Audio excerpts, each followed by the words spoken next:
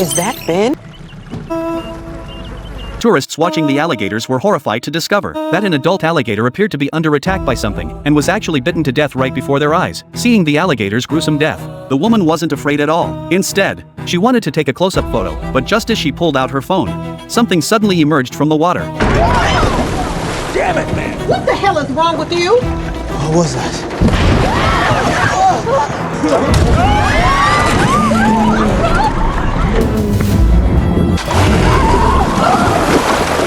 The story begins with a vacation. Due to high work stress, Sistine worked 8-hour shifts every day. To unwind, she and her friend decided to take a trip. They arrived in New Orleans, a place famous for its wildlife. The area is full of wetland parks and swamps, and the most famous attraction is the alligators. It's said that the adult alligators here are 5 meters long and can easily swallow a person whole in one bite. After hearing a presentation from a guide named Rodrigo, they learned there was an alligator watching tour scheduled for the next day. Not only was it half price, but it also included round-trip transportation. But that wasn't the main attraction. The package included a tour to see adult alligators. When they heard this, Sistine and Hannah both thought it sounded great. They signed up for tomorrow's tour on the spot. But, eager to save money, they didn't realize that New Orleans swamps aren't just open to anyone. Early the next morning, Sistine and Hannah woke up. When they came downstairs, Rodrigo was standing at the hotel entrance, recruiting customers. Joining them were 4 other tourists, Tim and his 2 children, Sally and Mikey, as well as Dion, who worked in mutual funds. Seeing the cramped car, Dion felt uneasy. I'm Dion, but you can call me Dee.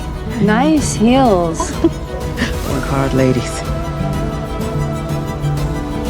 Once he was sure everyone was on board, Rodrigo closed the trunk and started the car, heading toward the forest park. They chatted and laughed as they looked out the window, unaware that their desire for a bargain would lead to their doom. Rodrigo didn't drive into the forest park, but instead turned onto a small road on the edge of the park. When they reached a shallow stretch of water, Rodrigo parked the car there. They then boarded a small boat. Before setting off, Rodrigo explained some safety precautions. The area around the forest park had been cleared of adult alligators, so everyone needn't worry about being attacked by them. However, there were still some small alligators in the water, and under no circumstances should they put their arms in the water. Hearing Rodrigo's warnings, the group didn't pay much attention, thinking this was just an ordinary sightseeing trip. After passing through a narrow stretch of water, the small boat reached the outermost edge of the wetland park. Rodrigo opened his phone to check the location. According to the location data, there was a tracked adult crocodile in this area. Rodrigo took out the bait he had prepared in advance and tossed it into the water to lure the crocodile out.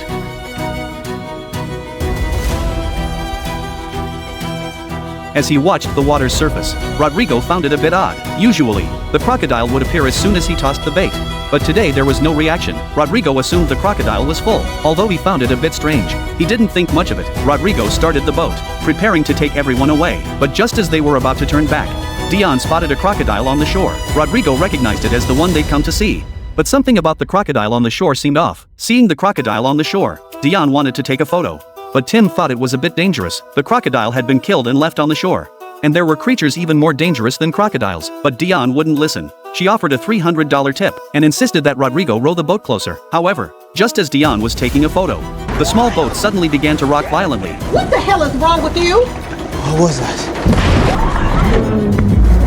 Fortunately, everyone was wearing life jackets, so even those who couldn't swim wouldn't drown. Sistine and Hannah surfaced and climbed back into the boat, and in the process, they pulled Tim's family up as well. Just then, Rodrigo also surfaced. Just as Sistine was about to tell him to swim over, Rodrigo suddenly began struggling. Seeing the blood, everyone froze in shock. Just as they were at a loss, Rodrigo broke free. Everyone thought it was a crocodile, but Rodrigo didn't think so. Just as he was about to voice his theory, the boat was suddenly pushed against something. By the time everyone came to their senses, the boat was already wedged against a tree. That's when Sistine spotted the first aid kit. She climbed up a branch and pulled the kit out of the water. After bandaging Rodrigo's wounds, the group began trying to call for help, but they were too far off the beaten path, and there was no cell service. They waited for several hours, but no boats passed by. Just as everyone was at a loss, Rodrigo woke up. Although he was a little panicked, Rodrigo remained relatively calm. He explained that this stretch of water was on the very outskirts of the park, and that boats rarely came through here. For now, they had no choice but to wait where they were. Mikey wanted to know what had attacked him, but even Rodrigo wasn't entirely sure. However,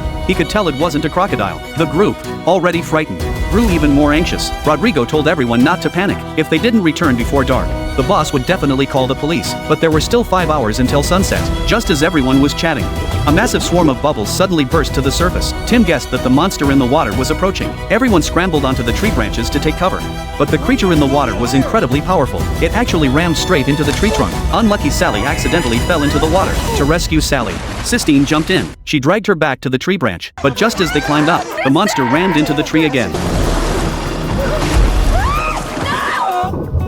Hannah, who hadn't held on tight enough, fell back into the water. Tim grabbed a paddle nearby to try to rescue her, but the distance was too great. The paddle simply couldn't reach her. He had no choice but to risk jumping into the water. But as soon as Tim entered the water, an accident happened. Watching Tim disappear, everyone froze in shock. Hannah swam toward Dion's tree branch, trying to climb up, but just as she was about to make it, something in the water suddenly shot out.